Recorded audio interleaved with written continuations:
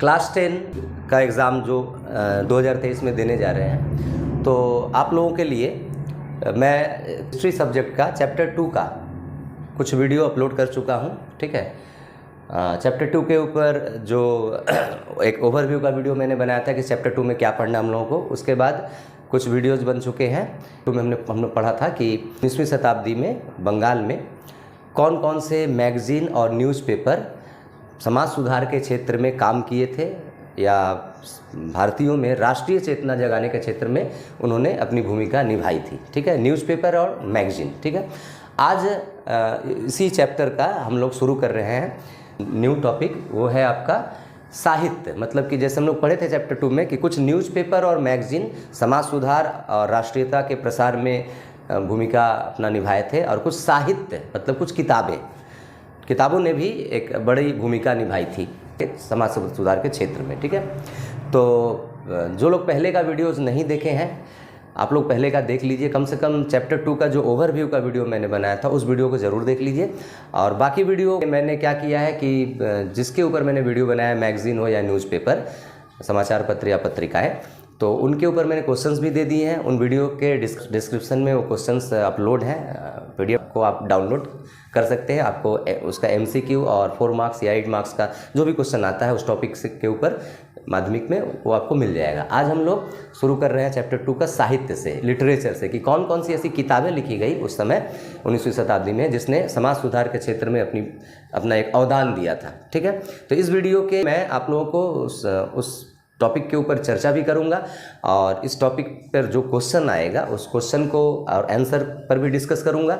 और आंसर जो होगा वो आपका डिस्क्रिप्शन में पीडीएफ डाला रहेगा, आप पीडीएफ को डाउनलोड कर लीजिएगा डिस्क्रिप्शन से। ठीक है, तो पहला आज हम लोग पढ़ते हैं साहित्य में, वो था आपका सिलेबस में हुतुम प्याचार नक्शा।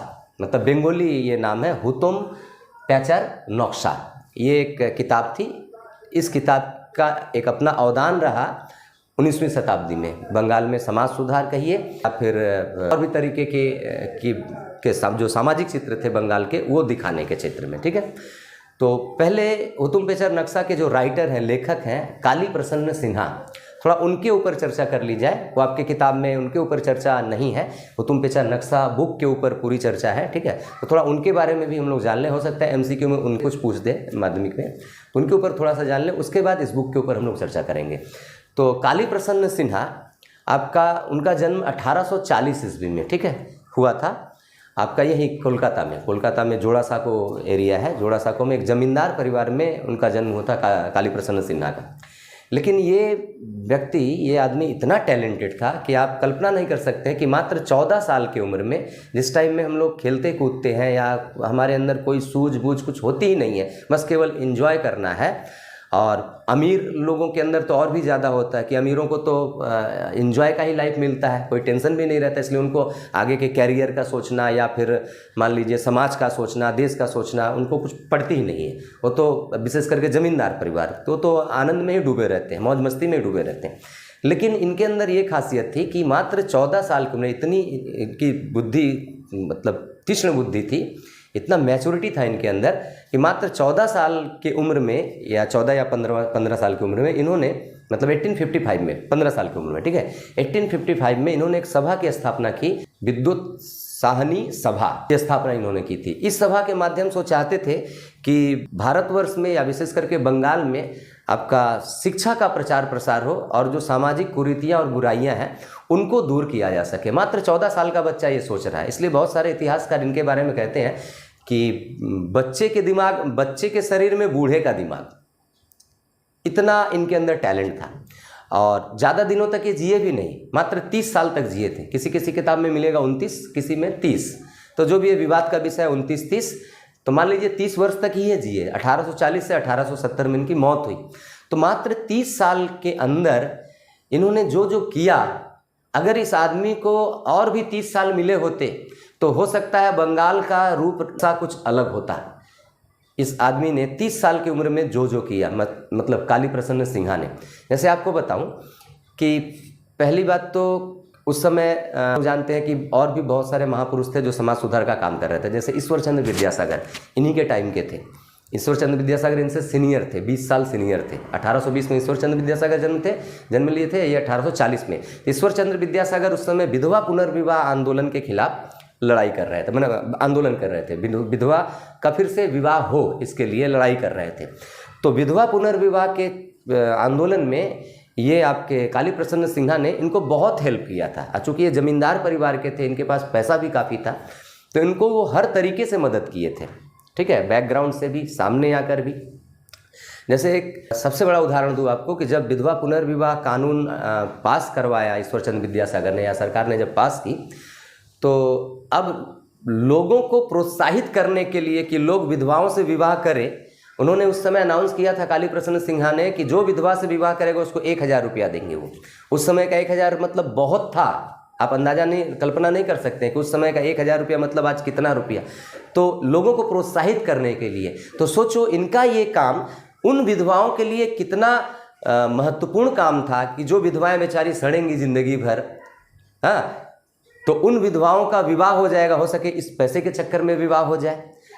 और साथ ही साथ पुरुषों की भी मानसिकता बदले कि कोई पैसे के लालच में ही भले करे विवाह, लेकिन उसके बाद रहते रहते तो वो एक सेटअप हो जाता है, समाज में एक बदलाव आना शुरू हो जाता है। एक ने किया तो उसका देखा देखी दूसरा करेगा, दूसरे से तीसरा करेगा, इस तरीके से एक प्रथा का प्रचलन हो जाएगा। तो इन्होंने उसमें हेल्प किया था, मतलब ये अनाउंस किया था 1000 रुपया करके देंगे। अच्छा, भारतीय जो समाज था, मतलब विशेषकर बंगाली समाज, कलकत्ता का जो समाज था, कलकत्ता के जो यंग लड़के लोग थे और कुलीन जो अमीर लोग थे, उनके अंदर वेस्टर्न कल्चर को अपनाने की एक धुन रम गई थी, मतलब वेस्टर्न कल्चर में डूब गए थे, ठीक है। तो नशा करना और भी जो भी बुरे कृत्य होते हैं, दुराचार करना, वो सब भी यंग लड़के लोग कर रहे थे, जमींदार परिवार के लड़के करते थे। तो ये जो उनकी हरकतें थी, इनसे बड़े दुखी होते थे। ये भी खुद यंग थे, लेकिन ये बड़े दुखी होते थे कि हमारी भारतीय सभ्यता संस्कृति क्या है और ये अंग्रेज़ों के चक्कर में आकर ये किधर जा रही है। तो इन्होंने एक और भी महत्वपूर्ण काम किया था अपने लेखनी के माध्यम से कि जो महाभारत है, महाभारत को चूँकि संस्कृत में था, तो महाभारत को इन्होंने बंगाली में ट्रांसलेट करके, ठीक है, कि महाभारत घर घर तक पहुँचे। महाभारत के जो कैरेक्टर हैं, जैसे अर्जुन हो, युधिष्ठिर हो, जो भी कैरेक्टर है, कर्ण है, विदुर है, भीष्म पितामह है, ऐसे चरित्रों के बारे में यंग लड़के लोग पढ़े और जाने, या घर घर में लोग जाने उनके चरित्रों के बारे में, और उससे महाभारत की घटना से सीख ले, और ताकि हमारा समाज हमारी सभ्यता संस्कृति को जकड़ के रखे और समाज में सुख और शांति रहे, परिवार में सुख और शांति रहे। इस उद्देश्य से उन्होंने महाभारत को तो पहले ट्रांसलेशन किया संस्कृत से आपका बंगाली में, और करके अब चूँकि अब कौन खरीदेगा, कौन पढ़ेगा, तो पहले लोगों को आदत डालनी पड़ेगी। तो इन्होंने खुद उस समय 2.5 लाख रुपया खर्च किया था अपने पॉकेट से, महाभारत को घर घर तक पहुंचाया था फ्री में। जो लोग इंटरेस्टेड थे पढ़ने में, उनको घर घर तक बांटा था। तो ऐसे बहुत सारे इनके कारनामे काली प्रसन्न सिन्हा का। अब उतना वीडियो बताने जाने से तो ये टॉपिक से हम हट जाएंगे, फिर भी मेरा मन कर रहा आज बताने का, सुन लीजिए आप लोग। आप वीडियो को स्किप कीजिए, जो कीजिए आपकी मर्जी। मेरा मन कर रहा है वीडियो थोड़ा बड़ा ही हो जाए, और अगर आपको भी अच्छा लगे तो देख लो, ठीक है। हो सकता है आपको किताब में ये सारी चीज़ें न मिले।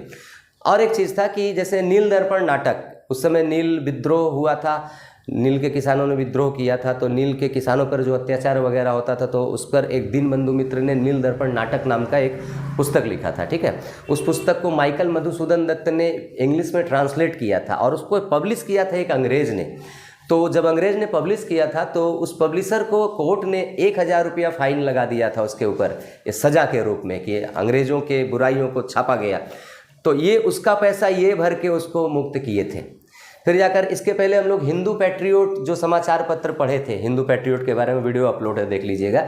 हिंदू पैट्रियोट जब हरीशचंद्र मुखर्जी मारे गए, जो इसके मालिक थे, तो हिंदू पैट्रियोट पत्रिका बंद हो जाती, न्यूज़पेपर बंद हो जाता। तो काली प्रसन्न सिन्हा उस समय आ गया है, इन्होंने फिनेंशियल असिस्टेंट दिया हिंदू पैट्रियोट को, मतलब पैसा दिया कि ताकि ये पत्रिका बंद ना हो, ये छपती रहे। तो मतलब ये लुटाते गए, आप समझिए, ये समाज सुधार, फिर ये लिखाई पढ़ाई, हर क्षेत्र से ये अपने धन को लुटाते गए, खराब कामों में नहीं, अच्छे कामों में, ताकि भारतीय सभ्यता संस्कृति बचे, जिंदा रहे, ठीक है, अंग्रेजी प्रभाव से ये बची रहे। अंत में इनके साथ ऐसा भी हुआ था कि बहुत ही गरीबी में इनको जीवन जीना पड़ा था काली प्रसन्न। सोचो जमींदार, इनको बहुत ही आर्थिक दुरावस्था का सामना करना पड़ा था। इन्होंने इतना ज़्यादा दान पुण्य किया था और सारे अच्छे कामों में दान पुण्य किया था, और भी बहुत सारी चीज़ें इनके बारे में। तो काली प्रसन्न सिन्हा, तो देख लीजिए उनकी मेंटलिटी कैसी थी, उनके जीवनी से आप समझ लीजिए कि उनकी मेंटलिटी कैसी थी कि वो अंग्रेजी सभ्यता संस्कृति से घृणा करते थे, और जो बंगाली समाज था, बंगाली समाज जो पाश्चात्य संस्कृति और सभ्यता में डूब रहा था, बंगाली समाज का पतन हो रहा था, नैतिक पतन हो रहा था, चारित्रिक पतन हो रहा था, उससे बंगाली समाज बचे, यंग लड़के उस दिशा से बाहर आए। तो उसके लिए उनका और एक नोटेबल वर्क तो था, उल्लेखनीय काम महाभारत को बांग्ला में अनुवाद करना, और दूसरा महत्वपूर्ण काम था ये बुक लिखना, हुतुम पेचार नक्शा। ठीक है, इस बुक को उन्होंने इसी उद्देश्य से लिखा था कि इस बुक को पढ़ने के बाद हो सके तो जो बंगाली समाज डूब रहा है, जो युवा समाज डूब रहा है, उस डूबने से वो बच जाए, या फिर आगे जो पीढ़ी आएगी वो पीढ़ी इससे बचे। इसी उद्देश्य से इस किताब को उन्होंने लिखा था। अब किताब के नाम के ऊपर थोड़ा चर्चा कर ले। हुतुम पेचार नक्शा। तो हुतुम पैचा का मतलब होता आउल, इंग्लिश में, हिंदी में कहते हैं उल्लू। ठीक है, तो हुतुम पैचा का मतलब होता वाचिंग आउल, मतलब देखता हुआ उल्लू, बांग्ला में हुतुम पैचा। ठीक है, अब ये क्या है, हुतुम पैचा जो है इन्हीं का, काली प्रसन्न सिन्हा का ही आपका एक छद्म नाम था। एक प्रॉक्सी नाम होता है ना, कि नाम एक, जैसे हम लोग हिंदी में पढ़े हैं मुंशी प्रेमचंद, तो मुंशी प्रेमचंद नाम के तो कोई थे ही नहीं। धनपत राय नाम के एक लेखक थे, लेकिन वो अंग्रेजों से बचने के लिए, उनको जेल में बार बार डाल दिया जाता था उनकी लेखनी के ऊपर, तो इसलिए अंग्रेजों से बचने के लिए उन्होंने अपना नाम एक बदल के छद्म नाम रख दिया, मुंशी प्रेमचंद। ठीक है, ताकि उनको कोई जान ना पाए कि ये है कौन, तो इस एक छद्म नाम रख देते हैं कोई अपना। तो काली प्रसन्न सिन्हा का छद्म नाम था हुतुम पेचा। ठीक है, तो हुतुम पेचार। अब नक्शा का मतलब हम लोग क्या जानते हैं, मैप, लेकिन नक्शा का मतलब मैप नहीं होता है, वो नक्शा अलग है। नक्शा का वो भी एक मीनिंग होता है मैप, और इस नक्शा का मतलब होता है आपका हिंदी में रेखा चित्र। रेखा चित्र का मतलब होता है कि ऐसा वर्णन, जब कोई कवि या लेखक एक ऐसा वर्णन करता है किसी व्यक्ति के बारे में या किसी घटना के बारे में, तो इस तरीके से वर्णन करेगा कि जैसे वो घटना आपके आंख के सामने तैर रही हो। ठीक है, एक राजा था, एक रानी थी, इस तरीके से नहीं, वो इस तरीके से वर्णन करेगा कि जैसे वो राजा का फोटो आपके आंख के सामने आ रहा है, उस राजा का वर्णन इस तरीके से होगा, उस रानी का वर्णन इस तरीके से होगा। तो इस तरीके की जो लेखन शैली है, इसको कहते हैं हम लोग नक्शा साहित्य या नक्शा लिटरेचर या रेखा चित्र हिंदी में, तो बांग्ला में नक्शा साहित्य। तो और क्या था कि इस बुक में हुतुम पेचार नक्शा, इस बुक में उन्होंने जो बंगाली युवा समाज था, बंगाली युवा समाज की जो बुराइयां थी, या बंगाली समाज जिस बुराई में या कुरीति में डूबा हुआ था, उसके ऊपर उन्होंने व्यंग्य किया था। तो एक व्यंग्यात्मक लेख था, मतलब कि इसको जब आप पढ़िएगा, 140 पेज का ये बुक है, तो इसको जब आप पढ़िएगा तो सीधी बात को इस तरीके से उन्होंने व्यक्त किया है कि मतलब कि जैसे आपको हमें बोलना है कि आप बहुत खराब इंसान हैं, तो ये ना बोलकर आपको शर्मिंदा करने के लिए आप समझ भी जाए, और मेरा जो मुझे कहना है वो मैं कह भी दूं और आप समझ भी जाए, तो मैं आपको क्या कहूँगा, आप तो बड़े महान इंसान हैं, आपके जैसा इंसान कोई होता है। ठीक है, तो ये क्या है, एक व्यंग्य है। तो इस व्यंग्य शैली में इस पुस्तक को उन्होंने लिखा। ठीक है, और रेखा चित्र था ये, इस तरीके का वर्णन इसमें है, इसलिए इस बुक का उन्होंने नाम दिया हुतुम पेचार नक्शा। मतलब हिंदी में अगर हम करेंगे तो हुतुम पेचा का नक्शा, पैचार या पैचा का, हिंदी में क्या हो जाएगा, पैचा का नक्शा। ठीक है, तो इस पुस्तक का ये नाम का मीनिंग आप समझ पाए होंगे। तो इसमें अब क्या है कि माध्यमिक में बहुत ये इंपॉर्टेंट टॉपिक है माध्यमिक के लिए, माध्यमिक में इस टॉपिक से क्वेश्चन आ भी सकता है। ठीक है, और क्या क्वेश्चन आ सकता है कि हुतुम पेचार नक्शा पुस्तक में 19वीं शताब्दी के बंगाली समाज का कौन सा चित्र देखने को मिलता है। ठीक है, और या अथवा इसी को और एक क्वेश्चन दे देगा कि नक्शा साहित्य के रूप में, मतलब रेखा चित्र के रूप में हुतुम पेचार नक्शा पुस्तक का क्या अवदान है। ठीक है। इंग्लिश मीडियम के जो है उनके लिए क्वेश्चन क्या है, what picture of 19th century Bengali society is revealed in the book Hutom Pyanchar नक्शा।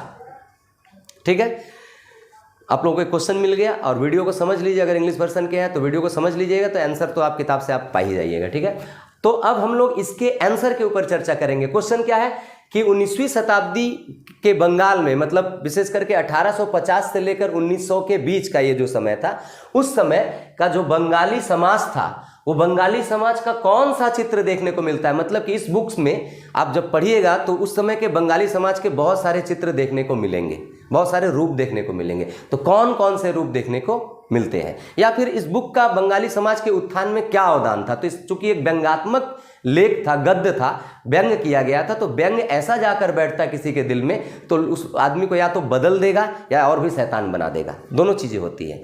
तो इसका मतलब इस बुक ने कोई अवदान दिया था बंगाली समाज के उत्थान के क्षेत्र में। तो इस तरीके से भी क्वेश्चन आ सकता है। तो अब इस क्वेश्चन के आंसर के ऊपर चर्चा कर ले। वो आंसर मैं इस वीडियो के डिस्क्रिप्शन में दे दूंगा, आप वहां से डाउनलोड कर लीजिएगा।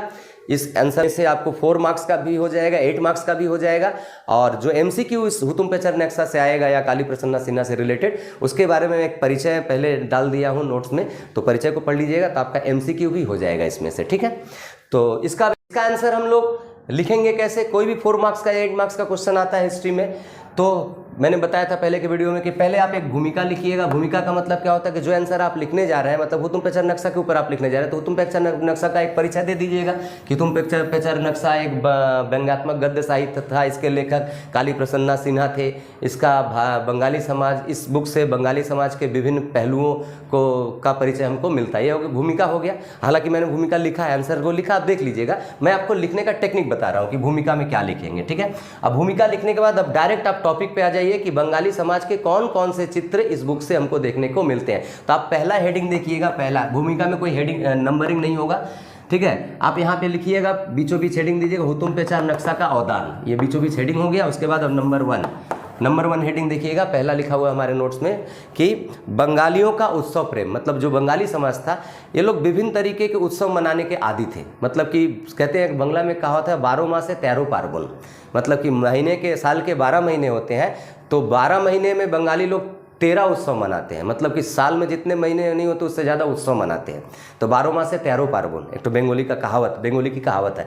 तो बहुत सारे उत्सव उस समय मनाए जाते थे, जैसे चरक है, गाजन है, ये सब बंगाली उत्सव हैं। ठीक है, दुर्गा पूजा, घर के अंदर भी तो बड़े बड़े कुलीन परिवारों में होते थे, जमींदार परिवारों में, साथ ही साथ बाहर में भी दुर्गा पूजा करना, दुर्गा पूजा उत्सव मनाना, या फिर रथ यात्रा जो होती थी वो रथ यात्रा करना, ये सारे उत्सव बंगाली लोग आदि थे इसके मनाने के लिए। तो पहला हेडिंग आपको मिलेगा बंगालियों का उत्सव प्रेम।